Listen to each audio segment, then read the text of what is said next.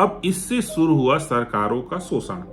देखा जाए तो संविदा नौकरी और कुछ नहीं है, आम लोगों का शोषण ही है और कुछ नहीं है। लेकिन प्रारंभ में जो संविदा नौकरी का जो उद्देश्य था ना, वो कुछ इस तरह से था। जैसे कि देख लीजिए, अभी मान लीजिए एक बिहान योजना चल रही है।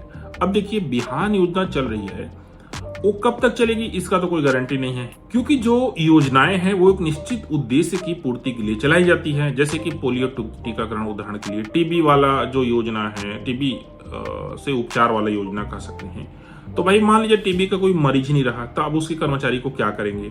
तो संविदा का तात्पर्य ऐसी नौकरी जो किसी निश्चित योजना के लिए कहना चाहिए लाई गई है, और वो योजना जिस दिन समाप्त हो सकता है सरकार बदलेगी तो वो योजना समाप्त हो जाएगी। हो सकता है कि अब उस योजना का उद्देश्य नहीं रहा। जैसे कि गरीबी रेखा से ऊपर लाने के लिए बहुत सारी योजना जो है चलाई जा रही है। अब पता चला कि गरीब अब कोई रहा ही नहीं। उदाहरण के लिए और ले लो, आधार कार्ड बनाने वाली योजना है, उसमें संविदा पोस्ट लाया जा रहा है। अब सबका आधार कार्ड बन गया तो क्या करेंगे कर्मचारी को?